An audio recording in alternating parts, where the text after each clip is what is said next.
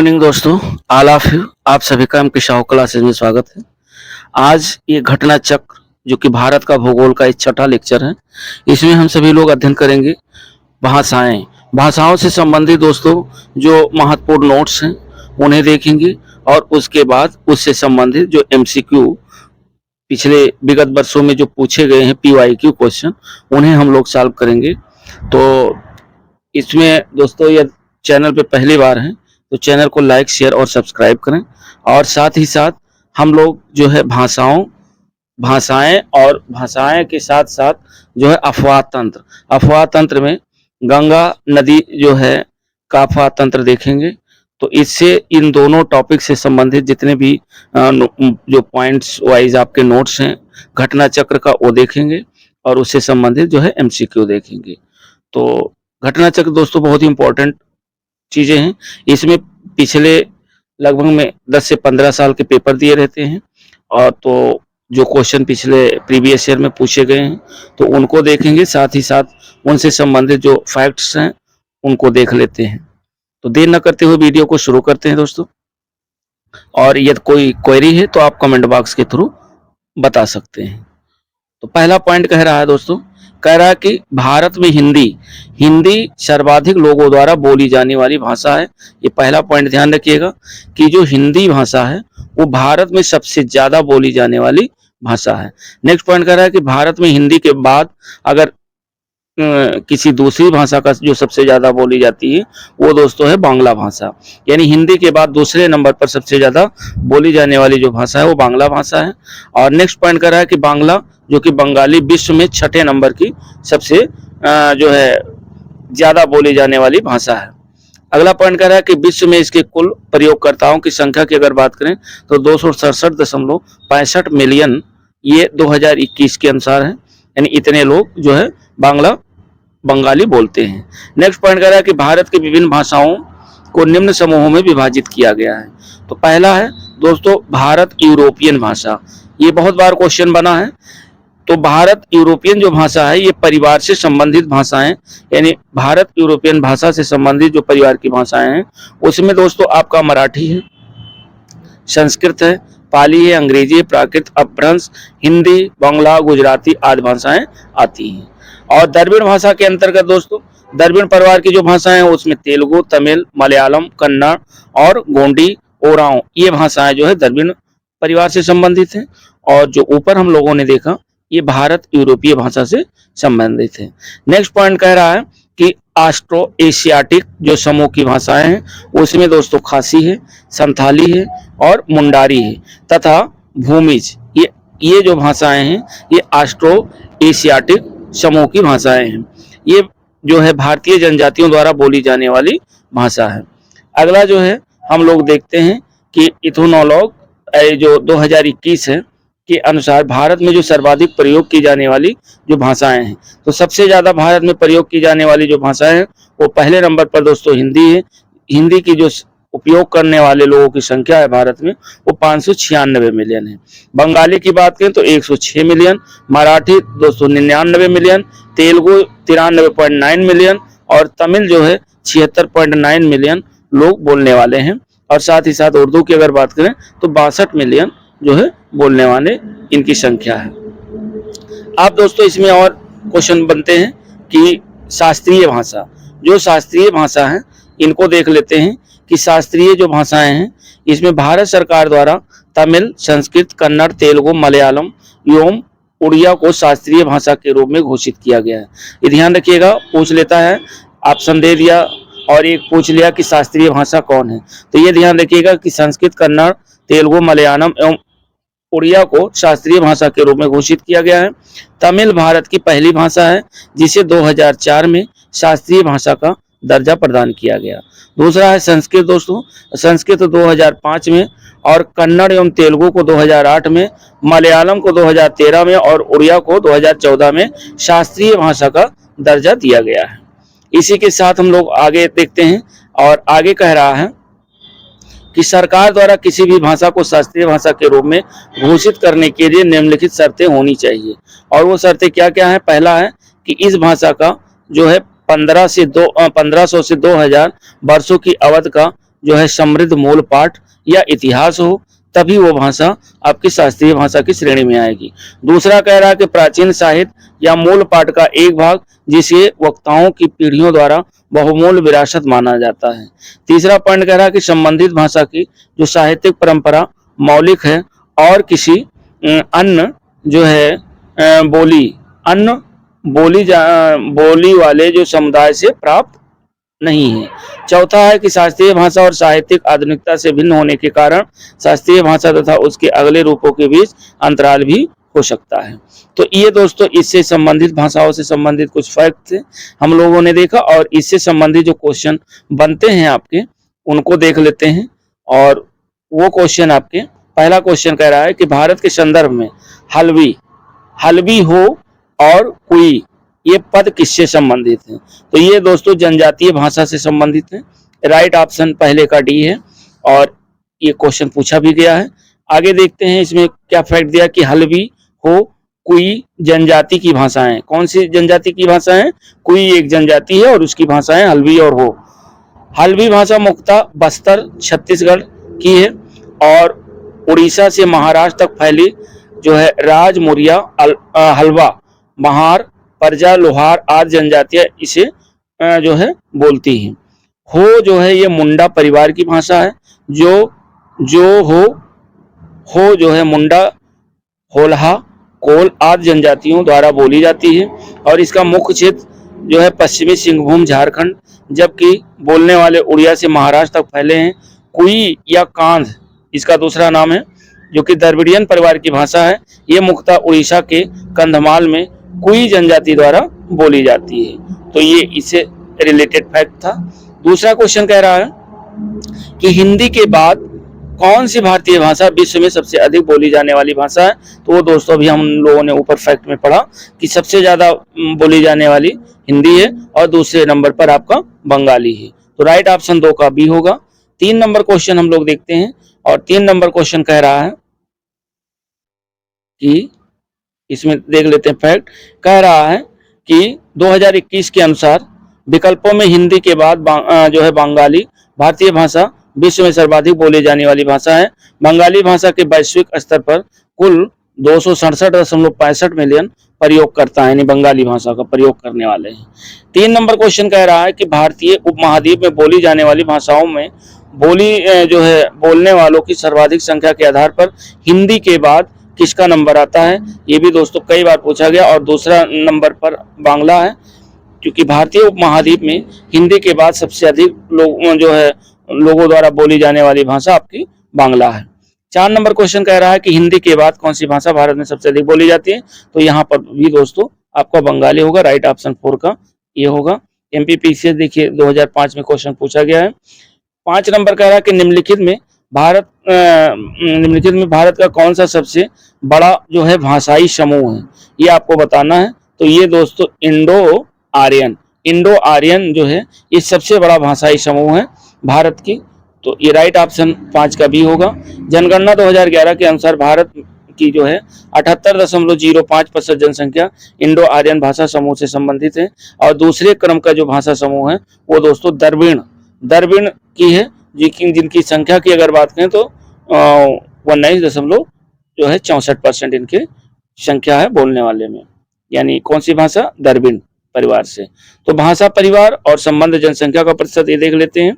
इसमें कह रहा है भारत यूरोपियन में जो है इंडो आर्यन जो है 78.05, दूसरे नंबर पर द्रविड़ है 19.64, तीसरे नंबर पर है ऑस्ट्रो एशियाई 1.11, तिब्बती वर्मी जो है 1.01 और शेमिटो हेमिटिक जो है 0.004%। ये इनकी जनसंख्या है इन भाषाओं को बोलने वाली। 6 नंबर जो क्वेश्चन कह रहा है कि निम्नलिखित भाषाओं में कौन एक आष्टेक समूह की जो है भाषा है? आपको ये बताना। तो ये दोस्तों खासी जो है ये आष्टेक समूह की भाषा है। आष्टेक समूह जिसको जो है ऑस्ट्रो एशियाटिक की भाषा खासी है, संथाली है, मुंडारी है, भूमि आदि भाषाएं जो है ये जो है आष्टेक समूह की भाषाएं के अंतर्गत आता है और ये भारतीय जनजातियों द्वारा बोली जाने वाली भाषा है। नेक्स्ट 7 नंबर क्वेश्चन, एक मैप दिया हुआ है और ये मैप कह रहा है कि A, B, C और D। तो इसमें क्या कह रहा है? इसमें कौन कौन सी भाषाएं कहाँ बोली जाती हैं ये देखना है। तो इसमें देखिए, इसमें सी का जो एरिया है ये आपका ब्रज भाषा का समूह है। पहले ब्रज भाषा, फिर अवधी, और फिर भोजपुरी, फिर मैथिली। तो ये आपका ए से शुरू हुआ, ABCD, मतलब ब्रज भाषा, अवधी, भोजपुरी और मैथिली। इस हिसाब से राइट ऑप्शन आपका सी विकल्प होगा। कह रहा है कि ए पश्चिमी उत्तर प्रदेश के ब्रज क्षेत्र को, बी मध्य उत्तर प्रदेश के अवधी भाषा क्षेत्र को, सी पूर्वी उत्तर प्रदेश के भोजपुरी भाषाई क्षेत्र को, तथा डी उत्तर बिहार से संलग्न उत्तर प्रदेश की मैथिली भाषा क्षेत्र को इंगित कर रहा है। तो राइट ऑप्शन इसका सी विकल्प होगा। अगला 8 नंबर क्वेश्चन कह रहा है कि वर्ष 2014 में किसे प्राच्य भाषा का दर्जा दिया गया। तो वो दिया गया दोस्तों उड़िया को प्राच्य भाषा का दर्जा दिया गया 2014 में। 20 फरवरी 2014 को केंद्रीय मंत्रिमंडल ने उड़िया भाषा को शास्त्रीय भाषा के तौर पर वर्गीकृत करने को स्वीकृति प्रदान कर दी थी। नेक्स्ट क्वेश्चन 8 नंबर के बाद हम लोग 9 नंबर क्वेश्चन देखते हैं, और 9 नंबर दोस्तों ये आता है अफवाह तंत्र। तो हम लोगों ने भाषा से संबंधित देखा, अब हम लोग देखेंगे अफवाह तंत्र से संबंधित। तो अफवाह तंत्र में पहला टॉपिक हम लोग देखते हैं गंगा नदी तंत्र। गंगा नदी तंत्र दोस्तों देखते हैं, और गंगा नदी तंत्र से संबंधित हम लोग फैक्ट देख लेते हैं, और उसके बाद इससे संबंधित MCQ को देखते हैं। तो गंगा नदी तंत्र से संबंधित जो फैक्ट हैं उन्हें हम लोग देखते हैं, और इसमें कह रहा है पहला पॉइंट कि हिमालय की नदियां जो है पूर्ववर्ती अफवाह का उदाहरण है। पूछ सकता है क्वेश्चन, यहाँ से बनते हैं क्वेश्चन कि हिमालय की जो नदियां हैं वो किस अफवाह तंत्र का उदाहरण है। तो पूर्ववर्ती अफवाह तंत्र का उदाहरण है। ये हिमालय के उत्थान क्रम में निरंतर अपर्दन कार्य करती रही हैं, अतः इनके द्वारा गार्ज, महाखंड आदि का निर्माण किया जाता है। इस प्रकार की नदियां दोस्तों सिंधु, सतलज, गंगा और ब्रह्मपुत्र हैं। गंगा भारत की सबसे लंबी नदी है दोस्तों। कई बार क्वेश्चन बना है कि भारत की सबसे लंबी नदी कौन सी है, तो गंगा है। और इसकी लंबाई की बात करें तो 2525 किलोमीटर इसकी लंबाई है। साथ ही साथ इसका जो उद्गम है ये दोस्तों कई बार पूछा गया कि ये कहाँ से निकलती है, तो ये गंगोत्री हिमानी के गोमुख से निकलती है। और दोस्तों टिहरी में इसमें मिलांगना और देवप्रयाग में अलकनंदा नदी आकर के मिलती हैं। जो यहाँ टिहरी बांध बना हुआ है वहां पर मिलांगना नदी और अलकनंदा नदी आकर के गंगा में मिलती हैं। नेक्स्ट पॉइंट कह रहा है कि भागीरथी और अलकनंदा जब मिलती हैं संयुक्त रूप से तो ये गंगा कहलाती हैं। आगे है गंगा हरिद्वार में मैदानी भागों में, हरिद्वार में जो बात पहुंचती है तो ये मैदानी भागों में प्रवेश करती है। गंगा झारखंड की सीमा पर स्थित जो है राजमहल की पहाड़ी के उत्तर की ओर प्रवाहित होती हुई पश्चिम बंगाल के फरक्का नामक स्थान पर जो है ये बांग्लादेश में प्रवेश करती है। यहाँ इसे पद्मा के नाम से जाना जाता है। जब ये फरक्का नामक स्थान पर ये बांग्लादेश में प्रवेश करती है, तो जब गंगा नदी बांग्लादेश में प्रवेश करती है तो बांग्लादेश में गंगा को पद्मा के नाम से जाना जाता है। ध्यान रखिएगा, कई बार क्वेश्चन बना है। और अगला पॉइंट कह रहा है कि बांग्लादेश में ये ब्रह्मपुत्र यानी यमुना से मिलने के बाद जब बांग्लादेश में ये प्रवेश करती है और फिर ब्रह्मपुत्र नदी से मिलती है जिसका दूसरा नाम जमुना है, मिलने के बाद ये संयुक्त धारा के रूप में आगे चलकर मेघना में मिल जाती है। यो मेघना के नाम से बंगाल की खाड़ी में अपने जल का त्याग करती है। साथ ही साथ अपने मुहाने पर विश्व के सबसे बड़े डेल्टा का निर्माण करती है, और ये डेल्टा का जो निर्माण करती है उसे गंगा ब्रह्मपुत्र का डेल्टा कहा जाता है, जो कि ये डेल्टा हुगली और मेघना नदी के बीच बनता है। ये देखिए गंगा नदी तंत्र है और इससे संबंधित मैप दिया हुआ है। आगे हम लोग देखते हैं कि अलकनंदा नदी चमोली डिस्ट्रिक्ट में टिहरी और पौड़ी गढ़वाल जिलों से होकर के बहती है। ध्यान रखिएगा, आगे कह रहा है कि चमोली जिले की नगर पंचायत का नाम है बद्रीनाथ अलकनंदा के तट पर अवस्थित है, और आदि शंकराचार्य के द्वारा ये चार पीठों में एक पीठ है बद्रीनाथ में स्थापित है। और फिर केदारनाथ से रुद्रप्रयाग की ओर बहने वाली जो नदी है मंदाकिनी है, और ये चोराबाड़ी ताल से निकलती है। साथ ही साथ सोनप्रयाग में काली गंगा से मिलती हुई आगे बढ़ती है, अतः केदारनाथ से रुद्रप्रयाग के मध्य प्रवाहित होने वाली जो नदी मंदाकिनी है, ये रुद्रप्रयाग में मंदाकिनी अलकनंदा से मिलती है। फिर केदारनाथ मंदाकिनी नदी के तट पर जो है अवस्थित है। केदारनाथ कहाँ स्थित है? मंदाकिनी नदी के तट पर स्थित है। आगे हम लोग देखते हैं, फिर आगे चल करके एक कर्णप्रयाग में अलकनंदा नदी से पिंडर नदी मिलती है। अलकनंदा से कौन सी नदी मिलती है? पिंडर नदी मिलती है। और फिर अलकनंदा शिवलिंग शिखर के उत्तर पूर्वी भाग में अलकापुरी स्थित सतोपत शिखर के हिमनद से निकलती है। आगे हिमालय से निकलने वाली बहुत सी नदियां आकर गंगा में मिलती हैं, जिनमें से कुछ प्रमुख नदियां हैं, इस प्रकार हैं, जैसे रामगंगा नदी, शारदा नदी जिसे सरयू के नाम से जानते हैं, घाघरा, गंडक, कोसी, यमुना। फिर यमुना नदी हिमालय के यमुनोत्री जो कि हिमानी से निकलती है और यह गंगा के दाहिने जो है किनारे के समानांतर बहती है तथा प्रयागराज में गंगा में मिल जाती है। शारदा नदी नेपाल हिमालय में जो है शारदा नदी नेपाल हिमालय में मिलान करने के बाद हिमानी से निकलती है और प्रारंभ में इसे गौरी गंगा कहते हैं।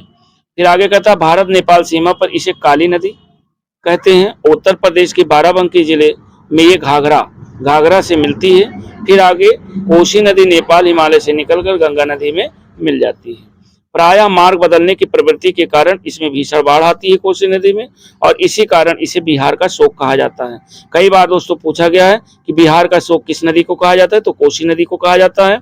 और ये कई बार बीपीएससी में भी बना है क्वेश्चन, और अदर स्टेटों में भी क्वेश्चन यहाँ से बना है। आगे कह रहा है कि गंडक नदी जब नेपाल हिमालय से निकलकर पटना के निकट सोनपुर में पहुंचती है तो गंगा से मिल जाती है। फिर त्रिवेणी नहर में गंडक नदी से पानी आता है और ये पश्चिम चंपारण जिले में स्थित है। फिर आगे कह रहा है अगला पॉइंट कि रामगंगा नदी के उद्गम जो है ये उत्तराखंड राज्य के पौड़ी गढ़वाल स्थित दूधा टोली श्रेणी से होता है, और यमुना नदी यमुनोत्री हिमनद की बंदरपूछ चोटी के पास उद्गमित होती हुई इसकी प्रमुख जो सहायक नदियां हैं जैसे चंबल, बेतवा, केन, ये इसकी सहायक नदियां हैं।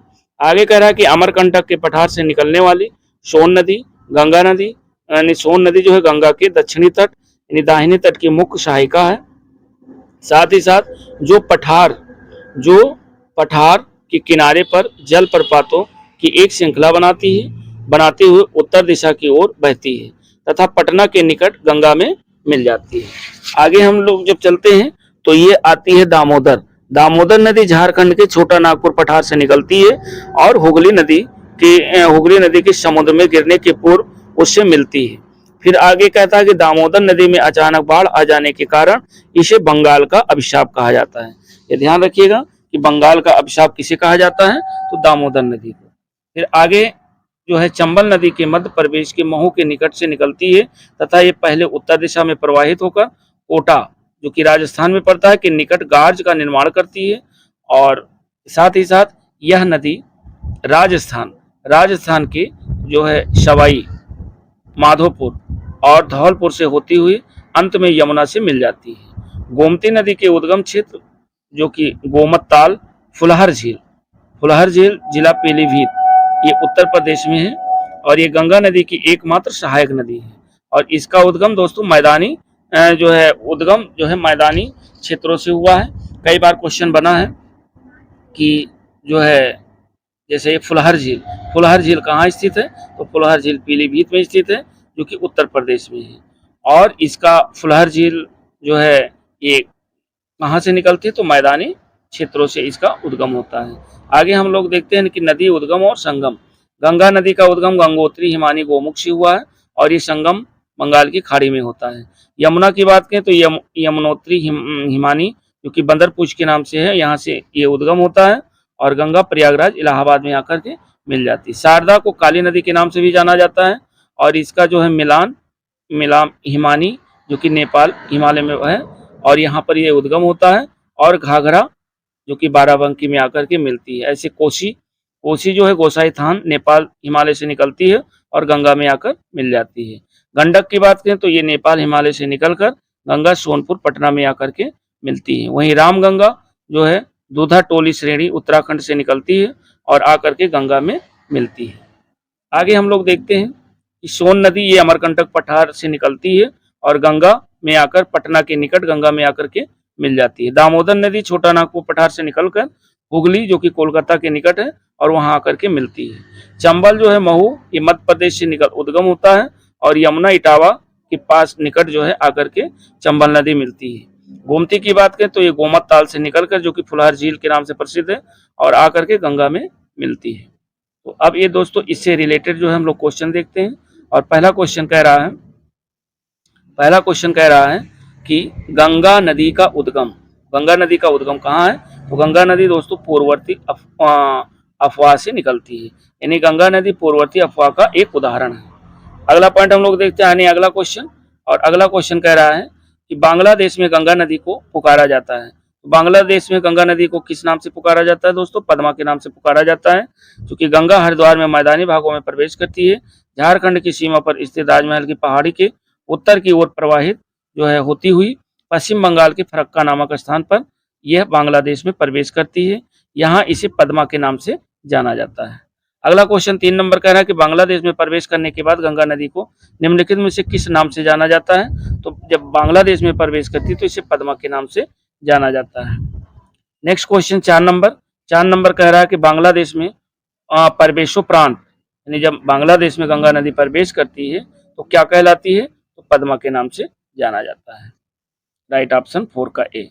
अगला क्वेश्चन है कि सुंदरवन डेल्टा का निर्माण करने वाली जो नदियां हैं वो कौन सी हैं? तो सुंदरवन का डेल्टा का निर्माण करती हैं दोस्तों गंगा और ब्रह्मपुत्र नदियां। ये दोनों नदियां मिलकर सुंदरवन डेल्टा का निर्माण करती हैं और सुंदरवन डेल्टा भारत तथा बांग्लादेश में स्थित विश्व का सबसे बड़ा नदी डेल्टा है। ये कई बार क्वेश्चन पूछा गया कि विश्व का सबसे बड़ा नदी जो है डेल्टा कौन सा है? तो सुंदरवन डेल्टा। और ये 2 नदियों के निर्माण से बनता है और इसका निर्माण गंगा और ब्रह्मपुत्र तथा मेघना नदियों द्वारा हुआ है। इसका लगभग 2/3 भाग बांग्लादेश में है तथा शेष भाग भारत में है, यानी 1/3 बचा हिस्सा वो आपके भारत में है। आगे हम लोग 6 नंबर क्वेश्चन देखते हैं और 6 नंबर कथन कारण से संबंधित क्वेश्चन है। कह रहा है कि गंगा बहुत ही प्रदूषित नदी है और दूसरा कह रहा है जो नदी जितनी पवित्र होती है वो उतनी ही अधिक प्रदूषित होती है। तो इसमें जो है दिए हुए सही कोट आपको चुनना है और सही कोट जो है कि गंगा बहुत ही प्रदूषित नदी, ये सही है। और दूसरा क्या कह रहा है? जो नदी जितनी पवित्र होती है वो उतनी ही अधिक प्रदूषित होती है, ये कथन बी वाला यानी आर वाला कथन गलत है। तो राइट ऑप्शन आपका सी होगा, ए सही है और आर गलत है। क्यों गलत है देखते हैं थोड़ा, कि यह सही है कि गंगा विश्व की सर्वाधिक प्रदूषित नदियों में से एक है, लेकिन इसका कारण इसकी पवित्रता नहीं है। गंगा के प्रदूषण का सबसे बड़ा कारण शहरों का जो है अशोधित प्रदूषकों को गंगा नदी में मिलाया जाना, जिसके कारण जो है गंगा प्रदूषित हो रही है। अगला क्वेश्चन नंबर 7 कह रहा है कि गंगा के जलोढ़ मृदा की गहराई भूमि सतह के नीचे लगभग कितना किलोमीटर है? तो भूमि सतह के नीचे लगभग 6000 जो है मीटर तक ये भूमि सतह के नीचे जो है गंगा की जलोढ़ मृदा की गहराई है। नेक्स्ट क्वेश्चन हम लोग देखते हैं कि आगे कह रहा है, ये भी जो है कथन कारण पर क्वेश्चन है। 8 नंबर कह रहा, पहला पॉइंट कह रहा है कि देवप्रयाग अलकनंदा भागीरथी नदी के संगम पर स्थित है। रुद्रप्रयाग अलकनंदा एवं मंदाकिनी नदी के संगम पर अवस्थित है। अलकनंदा नदी जो है बद्रीनाथ से बहती है। और चौथा, केदारनाथ आज शंकराचार्य द्वारा स्थापित सबसे बड़ी पीठ के रूप में मानी जाती है। अब ये कोट दिया हुआ है, चारों कोट में आपको सही आंसर चुनना है और सही आंसर आपका जो है ए विकल्प है, यानी पहला सही है, दूसरा सही है और तीसरा सही है। यानी देवप्रयाग में अलकनंदा और भागीरथी इन दोनों नदियों का संगम है, सही है। रुद्रप्रयाग की अगर बात करें तो ये अलकनंदा और जब मंदाकिनी आपस में मिलती हैं तो रुद्रप्रयाग का निर्माण करती हैं, ये भी सही है। और अलकनंदा नदी जो है बद्रीनाथ से बहती है, ये भी सही है। तो पहला, दूसरा, तीसरा सही है, पहला ऑप्शन आपका ए सही है। उसके बाद हम लोग क्वेश्चन अगला देखते हैं और अगला क्वेश्चन हमारा ये कह रहा है कि देखिए थोड़ा देख लीजिए, इसमें कह रहा है कि देवप्रयाग वहां पर होता है जहां पर भागीरथी अलकनंदा से मिलती है और रुद्रप्रयाग वहां पर होता है जहां मंदाकिनी अलकनंदा से मिलती है। अलकनंदा नदी चमोली, टिहरी और पौड़ी गढ़वाल जिले से होकर के बहती है। चमोली जिले की नगर पंचायत बद्रीनाथ अलकनंदा के तट पर अवस्थित है, तीसरा भी सही है। और चौथा कह रहा है कि आदि शंकराचार्य द्वारा 4 पीठों में एक बद्रीनाथ स्थापित है, न कि केदारनाथ में। अतः जो है शंकराचार्य की समाधि स्थल के रूप में केदारनाथ का महत्व है। केदारनाथ 12 ज्योतिर्लिंगों में से एक है। तो चौथा क्वेश्चन जो है, चौथा जो पॉइंट है आपका गलत है। अब ये जो क्वेश्चन है ये दोस्तों जो है सूची फर्स्ट दिया हुआ है, सूची सेकंड, सूची फर्स्ट में स्थल दिया हुआ है और सूची सेकंड में नदियों का संगम दिया हुआ है। अब आपको मैच करना है कि कौन कौन इससे रिलेटेड सही है। तो इसको जो है मैच कराना है कि रुद्रप्रयाग कहाँ पर होता है। रुद्रप्रयाग वहां होगा जहां पर मंदाकिनी अलकनंदा से मिलेगी, यानी मंदाकिनी और अलकनंदा, मंदाकिनी अलकनंदा। तो इसका अगर देखा जाए रुद्रप्रयाग, तो ये आपका ए का मंदाकिनी और अलकनंदा, यानी ए का दूसरा सही होगा। तो ए का दूसरा इसमें कौन सा सही है, ए का 2।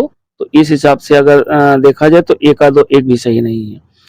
अगला जो है देवप्रयाग की अगर बात करें तो इसमें एक भी विकल्प सही नहीं है। इसका क्या रीजन है, कह रहा प्रश्न सूचक सूची फर्स्ट के अंतर्गत रुद्रप्रयाग, कर्णप्रयाग एवं देवप्रयाग का मिलान सूची सेकंड में क्रमशः अलकनंदा मंदाकिनी, अलकनंदा मंदाकिनी पहला वाला मिलेगा, और तो ये सही नहीं है।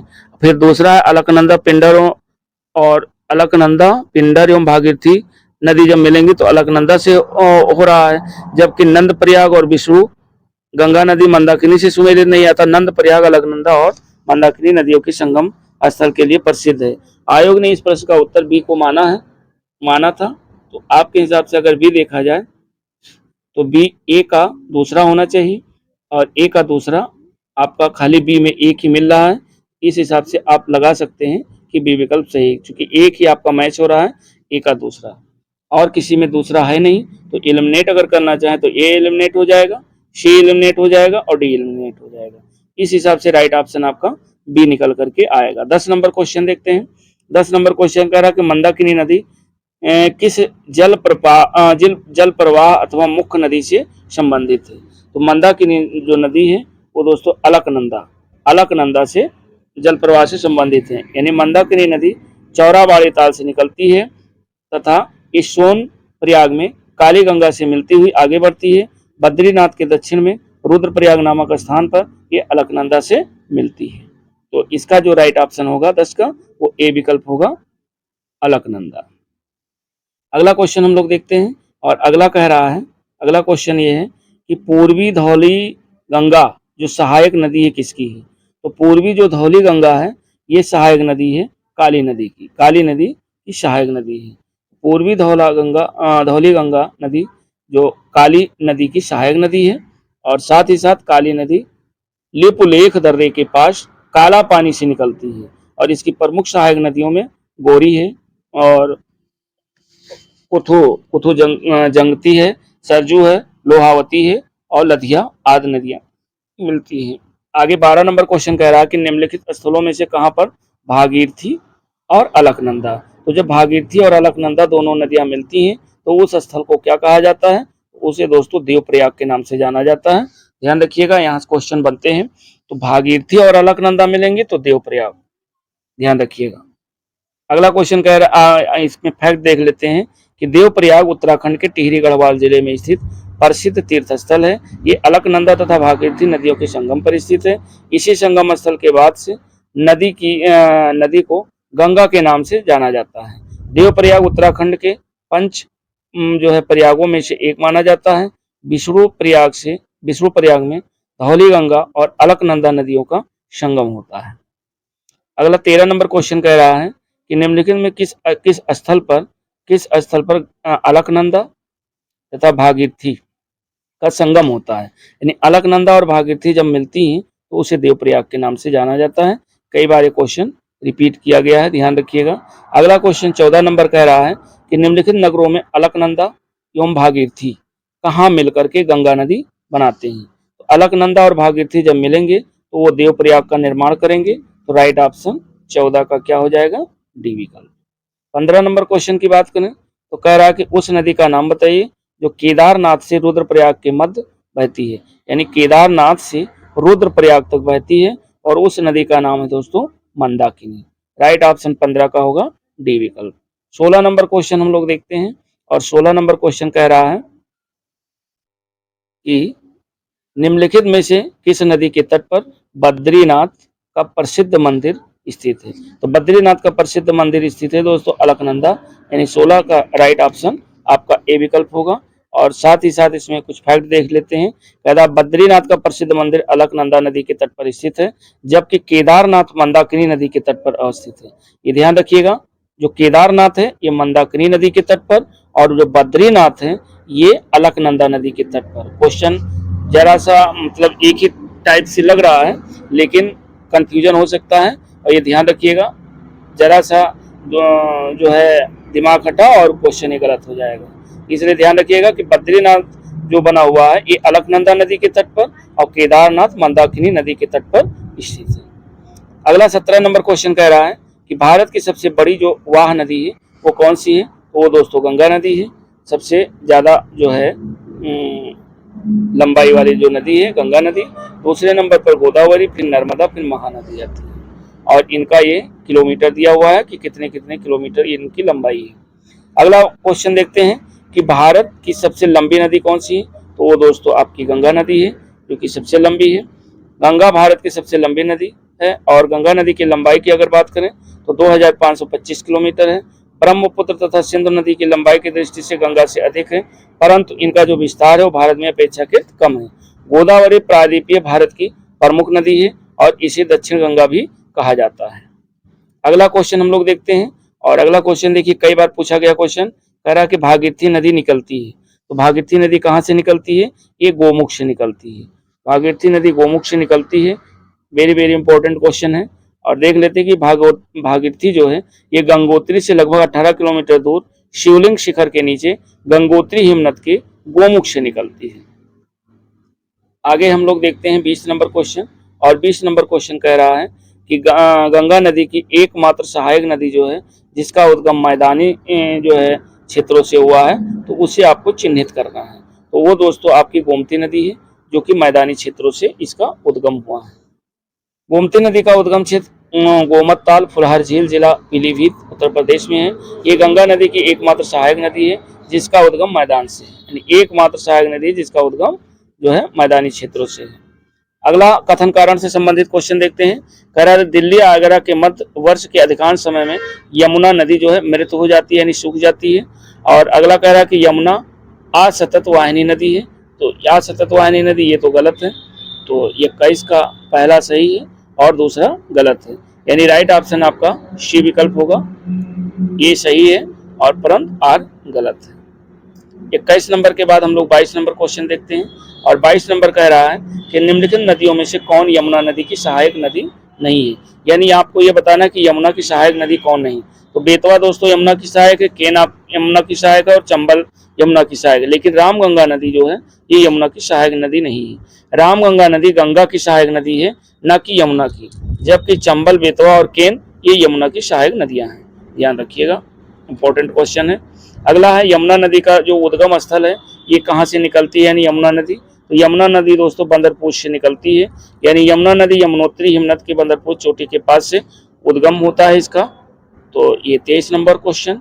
24 नंबर क्वेश्चन कह रहा है कि यमुना नदी की निम्नलिखित सहायक नदियों पर विचार करना है और उन्हें पश्चिम से पूरब के क्रम में व्यवस्थित करना है। तो यमुना नदी की जो सहायक नदियां हैं वो दोस्तों केन नदी है, बेतवा भी है। अब इनको करना क्या है, इनको ये कह रहा है कि पश्चिम से पूरब का क्रम लगाना है, और 24 नंबर में ये कह रहा है कि पश्चिम से पूरब क्रम लगाना है। तो इसका जो राइट ऑप्शन होगा वह ए विकल्प होगा, यानी 4 3 1 2।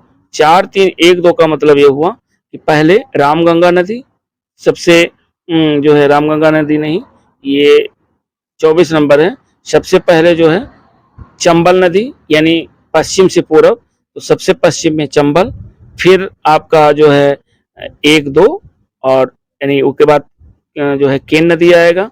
तो इस हिसाब से अगर देखा जाए तो 4 3 1 2, यानी राइट ऑप्शन आपका ए विकल्प होगा, 4 3 1 2, ए विकल्प इसका सही है।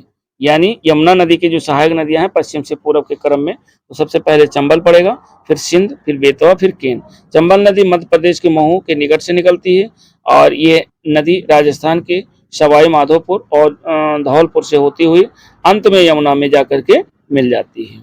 25 नंबर क्वेश्चन कह रहा है कि निम्न में कौन सी नदी यमुना नदी से नहीं मिलती है। तो ये सोन नदी यमुना से नहीं मिलती है, बाकी केन, बेतवा, चंबल ये तीनों जो है ये यमुना नदी से मिलती है। आगे हम लोग 26 नंबर क्वेश्चन देखते हैं और 26 नंबर क्वेश्चन कह रहा है कि निम्नलिखित में से कौन सी नदी चंबल में नहीं मिलती है। अब आपको ये बताना है, तो छिप्रा चंबल से मिलती है, काली सिंध मिलती है और पार्वती मिलती है, लेकिन बेतवा जो है ये चंबल से नहीं मिलती है। बेतवा नदी मध्य प्रदेश में विंध्य पर्वत जो है श्रृंखला से समुद्र तल से 576 मीटर की ऊंचाई से रायसेन जिले से निकलती है और ये उत्तर प्रदेश के हमीरपुर जिले में यमुना नदी से मिलती है। शेष नदियां चंबल में से मिलती है। 27 नंबर क्वेश्चन कह रहा है कि बेतवा नदी निकलती है। बेतवा नदी कहाँ से निकलती है? ये दोस्तों विंध्यन पहाड़ियों से निकलती है बेतवा नदी। राइट ऑप्शन सी विकल्प होगा 27 का। 28 नंबर क्वेश्चन कह रहा है कि बेतवा नदी मिलती है। बेतवा नदी कहाँ मिलती है? ये यमुना में जाकर के मिल जाती है। तो 28 का राइट ऑप्शन बी होगा। 28 के बाद हम लोग 29 नंबर क्वेश्चन देखते हैं और 29 नंबर कह रहा है कि इनमें गंगा की कौन सी सहायक नदी है जो उत्तर वाहिनी है। उत्तर वाहिनी, तो वो दोस्तों है सोन नदी। सोन नदी है जो कि गंगा की सहायक नदी है और उत्तर वाहिनी है। अर्थात अमरकंटक के पठार से निकलने वाली सोन गंगा के दक्षिणी तट यानी दाहिने तट की मुख्य सहायिका है, जो पठार के किनारे पर जलप्रपातों की एक श्रृंखला बनाती हुई उत्तर दिशा की ओर बहती है। 30 नंबर क्वेश्चन कह रहा है निम्नलिखित में से कौन सी नदी गंगा नदी में बाएं से नहीं मिलती है। तो बाएं से नहीं मिलती है, ये सोन नदी नहीं मिलती, बाकी गोमती, कोसी और घाघरा ये तीनों नदियां जो हैं बाएं से मिलती है। 31 नंबर क्वेश्चन कह रहा है कि कौन सी श्रेणी यमुना और सोन के मध्य जल विभाजक का कार्य करती है। यानी आपको यह बताना है कि कौन सी श्रेणी, तो ये है कैमूर श्रेणी। कैमूर श्रेणी जो है यमुना और सोन के मध्य जल विभाजक का कार्य करती है। यमुना और सोन नदी के मध्य जल विभाजक का कार्य कैमूर श्रेणी करती है। सोन नदी प्रायद्वीपीय भारत में आने वाली गंगा की एक प्रमुख सहायक नदी है। कैमूर श्रेणी सोन नदी की उत्तर पश्चिम सीमा का निर्धारण करती है और ये पटना के निकट गंगा से मिल जाती है। अगला जो है क्वेश्चन हम लोग 32 नंबर देखते हैं और इसमें कह रहा है निम्नलिखित में से किस नदी का जल ग्रहण जो क्षेत्र है वो सबसे अधिक है। तो वो दोस्तों है सोन नदी। इन 4 नदियों में सोन नदी का जल ग्रहण क्षेत्र सबसे अधिक है। और आगे हम लोग देखते हैं, यानी अगला जो 33 नंबर क्वेश्चन है वो 33 नंबर क्वेश्चन देख लेते हैं। कह रहा है कि मोरीबंद डेल्टा, दोस्तों कई बार पूछा गया मोरीबंद डेल्टा से किस डेल्टा का एक उपविभाग है। तो मोरीबंद जो डेल्टा है वो दोस्तों बंगाल डेल्टा का एक उपविभाग है। अब जो है कह रहा है कि दो हिमालयी नदियां गंगा और ब्रह्मपुत्र एक गैर हिमालयी नदी मेघना के साथ मिलकर विश्व की सर्वाधिक बृहद डेल्टा का निर्माण करती है, जिसे गंगा डेल्टा सुंदरवन डेल्टा या बंगाल डेल्टा के नाम से जाना जाता है। इसे दो भागों में पश्चिमी निष्क्रिय डेल्टा और पूर्वी सक्रिय मेघना डेल्टा मैदान में विभाजित किया जाता है। पश्चिमी जो निष्क्रिय डेल्टा है उसको पुनः 3 उपविभागों में, जिसे एक मोरीबंद डेल्टा, दूसरा है प्रौढ़ डेल्टा और तीसरा है ज्वार सक्रिय डेल्टा में विभक्त किया गया है। मोरीबंद डेल्टा को यह नाम वाकची यानी 1944 द्वारा दिया गया था। वाकची के द्वारा जो है इसका नाम मोरीबंद डेल्टा दिया गया था। 34 नंबर क्वेश्चन कह रहा है कि निम्नलिखित में से गंगा नदी घाटी का भाग कौन सी उपनदी है। तो गंगा नदी घाटी का भाग जो है वो उपनदी है, ये आपको बताना है। तो इसमें कह रहा है ना तो शंख है, ना उत्तरी कोयला है, ना दक्षिणी कोयला, ना बराकर है, अर्थात ये विकल्प होगा उपयुक्त में से कोई नहीं। तो इसमें कह रहा है, इसमें जो है दिया हुआ है। इसके साथ 35 नंबर क्वेश्चन हम लोग देखते हैं और 35 नंबर क्वेश्चन कह रहा है कि बिहार राज्य में गंगा के किनारे स्थित जिलों की संख्या कितनी है। यानी बिहार राज्य में गंगा नदी के तट के किनारे कितने जो है जिले स्थित हैं, ये आपको बताना है। तो गंगा नदी के तट पर दोस्तों 12 जिले बिहार के स्थित हैं। राइट ऑप्शन 35 का हो जाएगा सी विकल्प।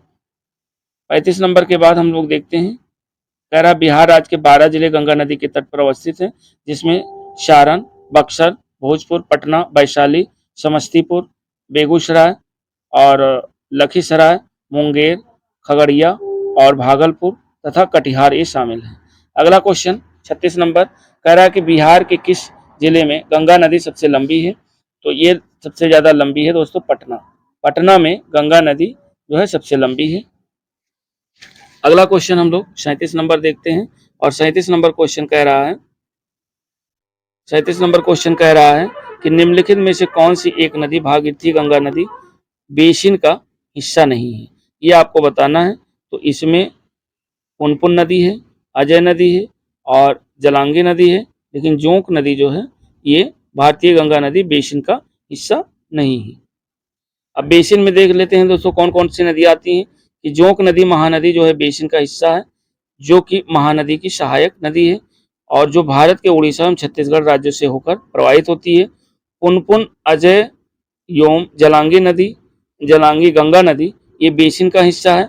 पुनपुन नदी का प्रवाह झारखंड एवं बिहार में, अजय नदी का प्रवाह झारखंड एवं पश्चिम बंगाल में तथा जलांगी नदी का जो प्रवाह है वो पश्चिम बंगाल में होता है। इसी के साथ 38 नंबर क्वेश्चन हम लोग देखते हैं और 38 नंबर क्वेश्चन कह रहा है कि निम्नलिखित में से कौन सी नदी उत्तर प्रदेश राज्य से प्रवाहित नहीं होती है। कौन सी नदी? तो ये गंडक नदी दोस्तों ये उत्तर प्रदेश से प्रवाहित नहीं होती है। बाकी सोन नदी, हिंडक नदी और शारदा नदी ये तीनों नदियां उत्तर प्रदेश राज्य से होकर के प्रवाहित होती है।